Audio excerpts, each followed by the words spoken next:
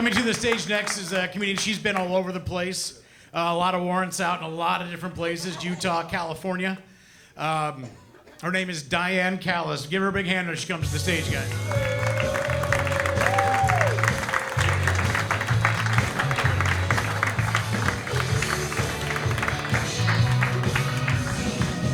Hey, stir crazy people. All right. Did you guys have a good Christmas? Yes.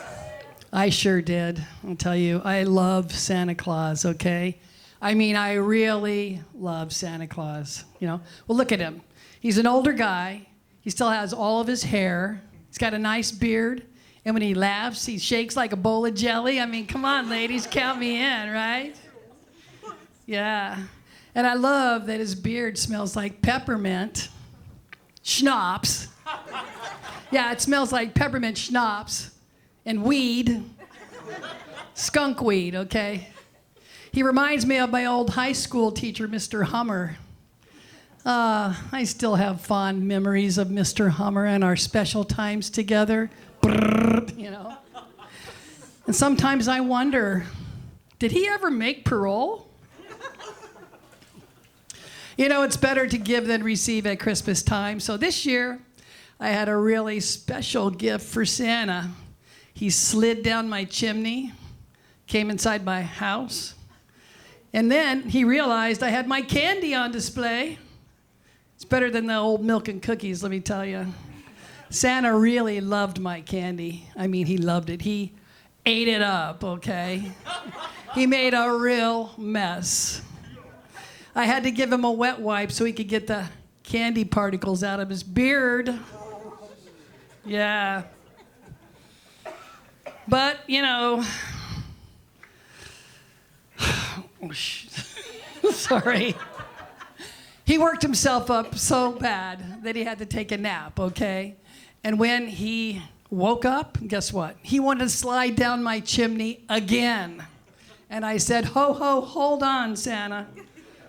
You can't do that. Everybody knows Santa only comes once a year. Yeah. But those reindeer, let me tell you, they're a real problem, okay? They like to watch. When Santa was eating my candy, they just circled around him and they just stood there and they just stared. They stared like deer in the headlights, you know?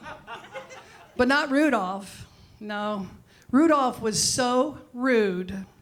Santa needs to teach Rudolph to stop sticking his illuminated nose in places where it doesn't belong. Ouch. Yeah. I mean, talk about getting lit. Whoa. I was so lit up. Yeah, for once in my life, I was so lit, I was fucking brilliant. In fact, my candy is still glowing. I hope Rudolph's nose is not radioactive. I don't want to lose my hair. But on the bright side, I won't have to wax my patch. So guys, I'm from Sun City and I'm retired. It's a retirement community nearby. Anybody from Sun City here? All right, if you're from Sun City, then you know all the streets in Sun City go in circles, yeah. They really do go in circles in Sun City.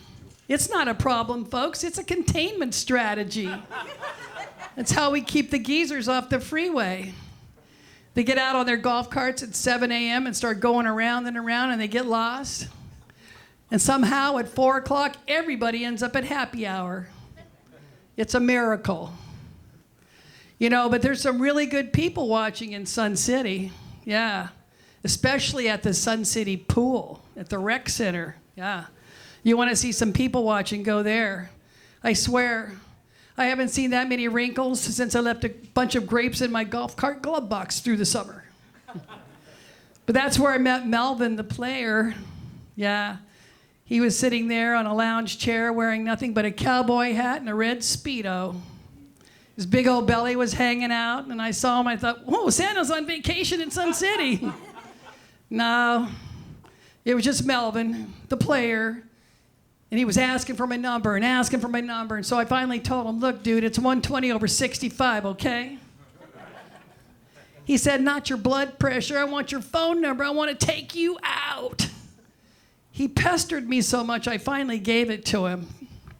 And do you know I never heard from Melvin again? He ghosted me. Yeah, and when I say he ghosted me, I don't mean he didn't call me. He frickin' died, okay? Yeah, it's taken ghosting to a whole new level, okay? He became a ghost.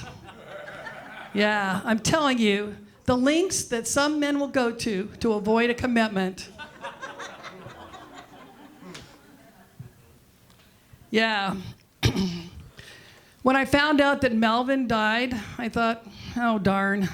I guess I'm going to have to go back on my favorite online senior dating site, Limp Lizards and Sourpusses. That was terrifying. And it was exciting at the same time, you know. The first 3 guys I dated were a mortician, a taxidermist, and a butcher. Yeah, I swear I never knew if I was going to get stiffed, stuffed, or stabbed. I don't like the stabbing, but I could use a good stiff stuffing now and then, okay? But when I go on a date, I want to look my best, so I go braless. Yeah, braless, you know why, right? It pulls the wrinkles out of my face. Dated a guy with a lazy eye for a while, but I had to break it off with him. He kept seeing somebody on the side. This one guy on our very first date, wanted to get me involved in a threesome. Can you believe it? And he said he wanted to do it doggy style. I said, no way, and so did the dog. This other guy asked me on our first date again if I had an innie or an outie.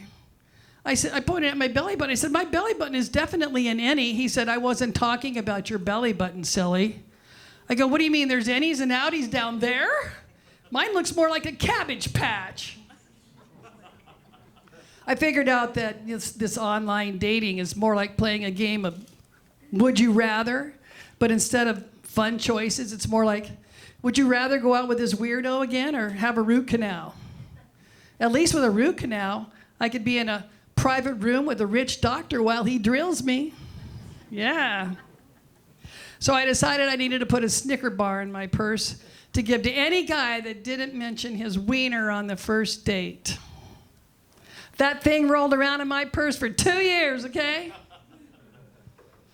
But ladies, let me tell you, I figured out what we really need is we need to find a guy that's still got it, you know, right? The bottom half, the wallet, and the wiener. Yeah. Let's just hope that the wiener doesn't go flat before the wallet does. Otherwise, I'm going to be back online getting stiffed and stuffed. But I have to say, I finally met a really nice guy, and we're getting ready to celebrate our 2-year anniversary. Yeah. Thank you, yeah. Well, I'll tell you, it's great now, but when we first met, he warned me he was a little rough around the edges. Boy, he wasn't kidding either. His toenails could dig a garden. When we got out of bed in the morning, my legs looked like I'd been sleeping with Edward Scissorhands. He was a real sharp guy. He asked me what I wanted for my birthday, and I said, Band-Aids. I got to stop the bleeding. I finally got him to cut those toenails. But before he did, I had him dig a hole in the backyard so I could plant a rose bush. He's such a tool. Yeah. We participated in Dry January last year. Yeah, I'll never do that again, okay? It created so much friction between me and my man. You see, I thought Dry January meant I had to go without using lube for a whole month. Talk about friction. Ouch. That's burning love right there. It was smoking hot, okay? The neighbors smelled smoke and called the fire department. They're a couple of cock blockers. Luckily, the firemen like to watch, though, so. Thank you. I'm Diane Callis. Thank you.